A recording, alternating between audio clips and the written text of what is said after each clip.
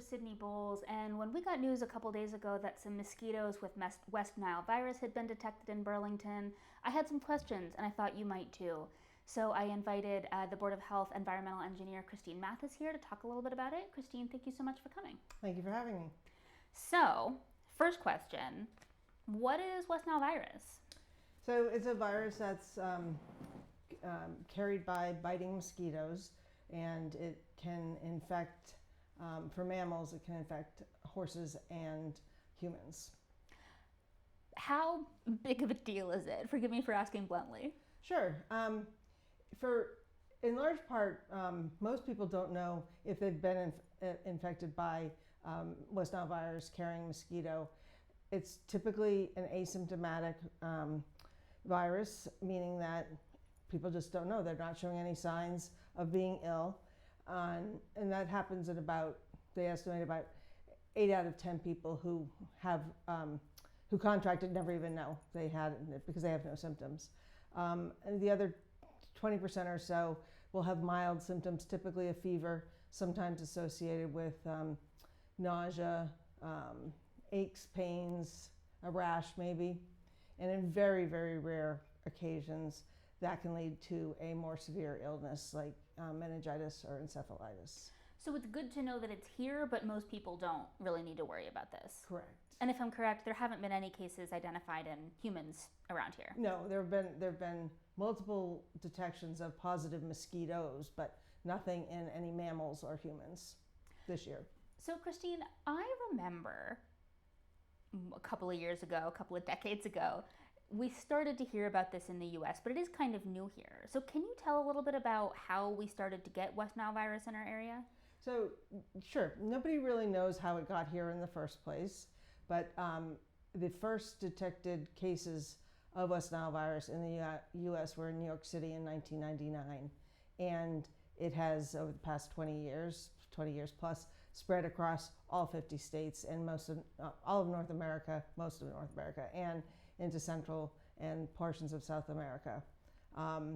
It was first detected in mosquitoes in Massachusetts in 2000, and the first human case in Massachusetts was detected in 2001.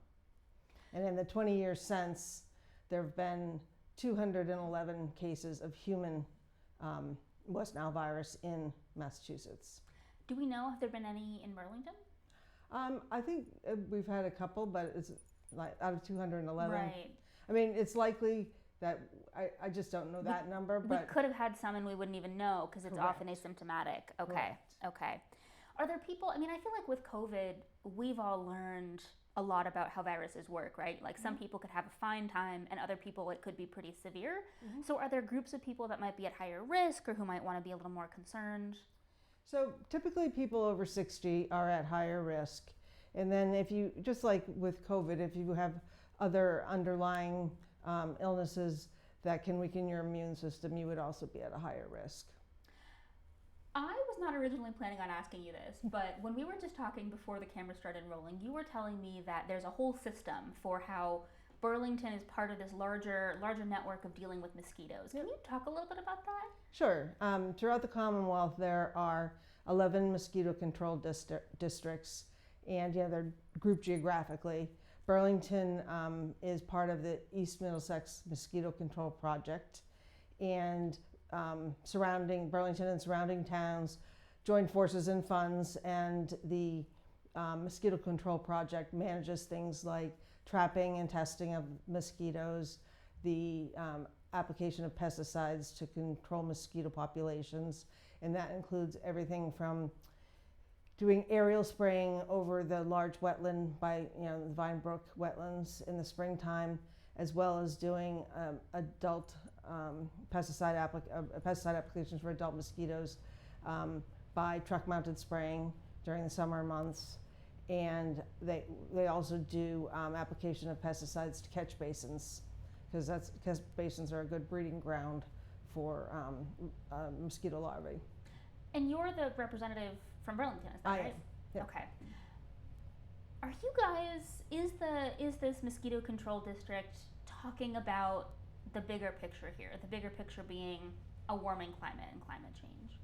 So yeah, I mean, actually at the state level, which would include all 11 mosquito control districts, in 2021 into 2022, they did a study called Mosquito Control for the 21st Century. And it looked at sort of the history of mosquito populations, history of mosquito control, how we were currently controlling mosquito populations in the Commonwealth, and what possible implications there would be into the future. One of the things that was looked at in that study was the effects of climate change on mosquito populations that is most directly correlated to temperature changes, as warming temperatures tend to do two things. It allows mosquitoes to survive over the winter because we have shorter, warmer winters and delayed frosts. And it also, the warmer temperatures during the breeding months for mosquitoes allows mosquitoes to have more breeding cycles during a summer season. And it also increases their biting frequency.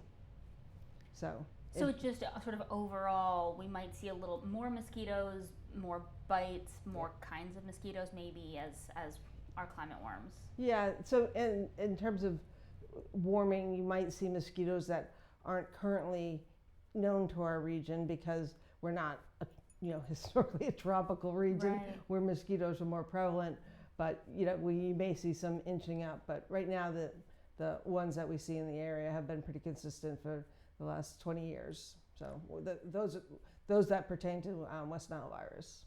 I think this is so interesting. It's fascinating to hear how government is dealing with these literally little pieces of climate change that we don't necessarily think about.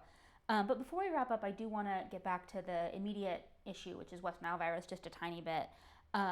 Are there things that people can do to reduce their risk of this? Sure, absolutely. So key things would be use a repellent, and you can go on our website, the Board of Health website, or Massachusetts Department of Public Health, or the CDC website, and all of those are good resources to find out the types of repellents that are recommended and how to use them properly. You can also, and it's hard to want to do this, but wear long pants and long sleeves. If you're out after dusk and before dawn, because those are peak mosquito biting periods. Okay. And put screens in your windows if you don't have them, and do your best to eliminate standing water on your property. So even the mosquitoes that are most frequently carry West Nile virus are called Culex pippin mosquitoes, and they can breed in very small quantities of water, like a little bit of water in a bucket, or in a piece of plastic kids' furniture, play furniture outside or something like that. So eliminate standing water to the extent that you can. Gotcha. Okay, Christine Mathis, environmental engineer for the Department of Health. Thank you so much for joining us. Thanks. Nice to be here. That was a quick little public health update from B News and the Board of Health. Thanks so much for watching.